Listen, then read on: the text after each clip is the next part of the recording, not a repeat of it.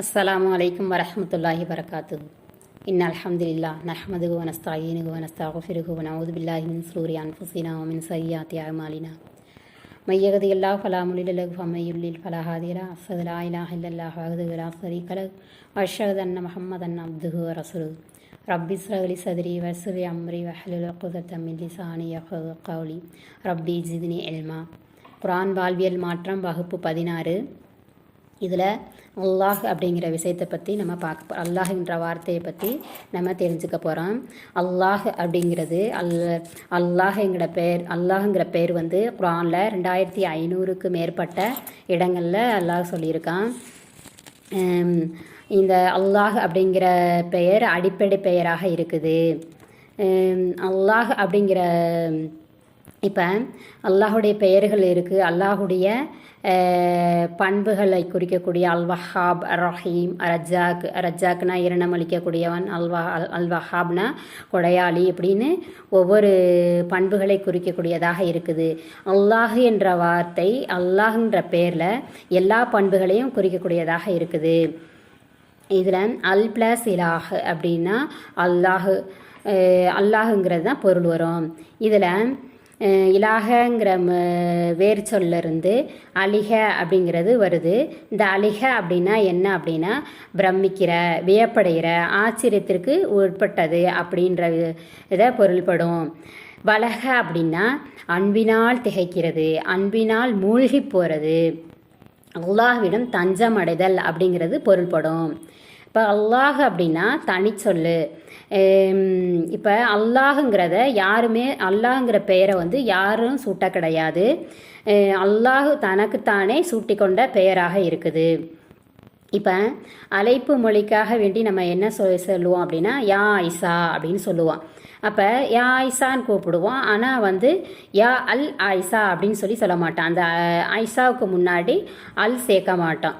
இப்போ யா ஐயுஹன் நாசு, யா ஐயுஹல் காஃபிரூன் அப்படின்ட்டு அந்த நாஸ் மனிதர்களே அப்படிங்கிறதுக்கு முன்னாடி ஐயோ அப்படிங்கிறது அதை சேர்த்து அல்லாஹ் குர்ஆனில் சொல்லியிருக்கான். அதே போல் யா ஐயுஹல் காஃபிரூன் அப்படின்னு சொல்லிட்டு காஃபிர்களை குறித்து அல்லாஹ் சொல்லுவான். இப்போ அதில் அல்லாஹ் அப்படிங்கும்போது யா அல்லாஹ் அது வந்து தனித்து விளங்கக்கூடியதாக இருக்குது. இலாஹ அப்படின்னா ஒரு கடவுள், ஆலிஹத் அப்படின்னா பல கடவுள்.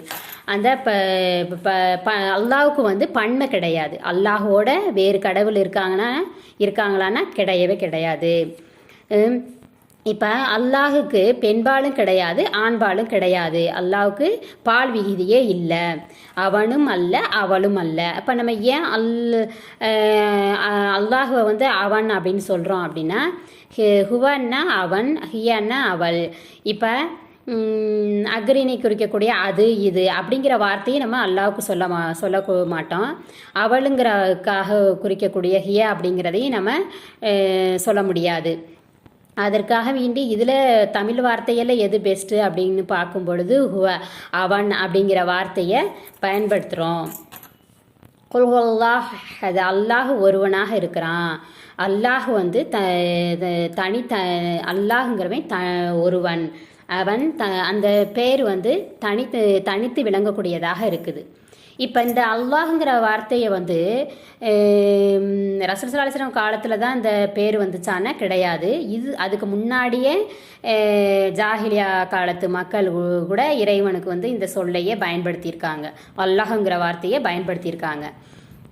யூத கிறிஸ்தவர்கள் கூட இந்த அல்லாஹுங்கிற வார்த்தையை தான் பயன்படுத்தியிருக்காங்க. இப்போ உம்முல் ஜபத் அப்படிங்கிற பெயரில் இருக்கக்கூடிய கல்வெட்டுகளில் கூட பை த ஹெல்ப் ஆஃப் அல்லாஹ் அப்படிங்கிறது கல்வெட்டில் எழுதி வச்சுருக்காங்க. அப்போ இதிலேருந்து என்ன தெரியுதுன்னா இந்த அல்லாஹுங்கிற வார்த்தை அப்போயே வந்து ரசூலுல்லாஹி காலத்துக்கு முன்னாடியே யூத கிறிஸ்தவர்களும் அதை பயன்படுத்தியிருக்காங்க.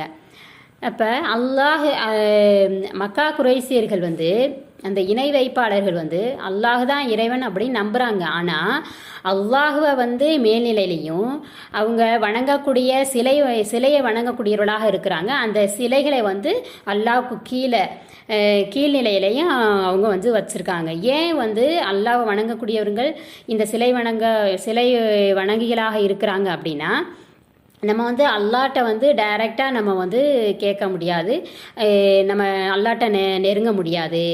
இந்த சிலைகள் தான் அல்லாட்ட வந்து நெருங்க வைக்கும் அப்படின்னு சொல்லிட்டு அவங்க நம்பியிருக்காங்க.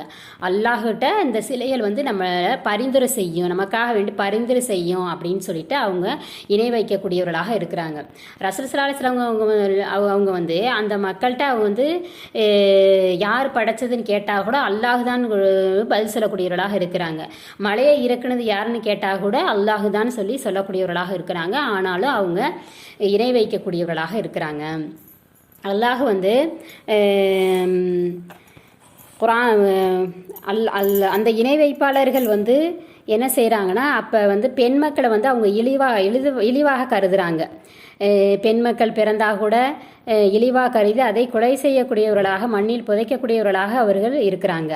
அத்தகைய சூழ்நிலையில் வந்து அந்த இணை வைப்பாளர்கள் வந்து கற்பிப்பாளர்கள் என்ன சொல்கிறாங்கன்னா, தனக்கு இழிவாக கருதக்கூடிய அந்த பெண் மக்களை அல்லாவுக்கும் தனக்கு உசத்தியாக நினைக்கக்கூடிய ஆண் மக்களை தனக்காகவும் அவங்க வந்து சொல்கிறாங்க. அப்போ தான் அல்லாஹு தாலா வந்து அவர்களை கண்டிக்கக்கூடிய விதமாக குரானில் வந்து 37வது அத்தியாயம் 149வது வசனத்தில் அல்லாஹ் சொல்கிறான், நபியே, இணைக்கு அர்ப்பிப்பவர்களான அவர்களிடம் நீ கேட்பீராக, உம்முடைய இறைவனுக்கு பெண் மக்களும் அவர்களுக்கு ஆண் மக்களுமா அப்படின்னு சொல்லிட்டு அல்லாஹ் கேட்குறான். அடுத்ததாக அம்ம ஹலக்னல் மலாயிகத்தை இனாசவ் வஹும் ஷாஹிதோன், அல்லது அவர்கள் சாட்சிகளாக இருக்கும் நிலையிலா வானவர்களை பெண்களாக நாம் படைத்தோம், அறிந்து கொள்வீராக. நிச்சயமாக அவர்கள் தங்களுடைய கற்பனையில் இருந்தே இதனை சொல்கிறாங்க. தன்னுடைய கற்பனையினால தான் இதை சொல்கிறாங்க. அதாவது அல்லாஹ் குழந்தையை பெற்றெடுத்தான் என்று. நிச்சயமாக அவர்கள் பொய்யர்கள் தான். அல்லாஹ் வந்து குழந்தையை பெற்றெடுத்தான்னு சொல்லிட்டு அவங்க கற்பனையில் தான் சொல்கிறாங்க. நிச்சயமாக அவர்கள் பொய்யர்கள் தான் அப்படின்னு சொல்லிட்டு அல்லாஹ் சொல்கிறான். ஆண் மக்களை விட பெண் மக்களை அவன் தேர்ந்தெடுத்து கொண்டானா? உங்களுக்கு என்ன நேர்ந்தது? எவ்வாறு நீங்கள் இதனை தீர்ப்பு செய்கிறீர்கள்? எனவே இவை பற்றி நீங்கள் நினைத்து பார்க்க வேண்டாமாக என்று அல்லாஹ் வந்து கேள்வி கேட்கக்கூடியவனாக இருக்கிறான். அல்லது இதற்கு உங்களுக்கு தெளிவான ஆதாரம் ஏதும் உண்டா? இதற்கு நீங்கள் ஏதாவது தெளிவான ஆதாரத்தை கொண்டு வாங்க அப்படின்னு சொல்லிட்டு அல்லாஹ் கேட்குறான். அவ்வாறாயின் நீங்கள் உண்மையாளர்களாக இருந்தால் உங்களுடைய வேத ஆதாரத்தை கொண்டு வாருங்கள் அப்படின்னு சொல்லிட்டு அவர்கள்ட்ட அல்லாஹ் வந்து கேள்வி கேட்கக்கூடியவனாக இருக்கிறான். அடுத்து அல்லாஹ் அப்படிங்கிற பேரை, அந்த அல்லாஹுங்கிற வார்த்தையை நம்ம வந்து அல்லாஹ் அப்படிங்கும்போது அல்லாஹ் என்ற சொல்.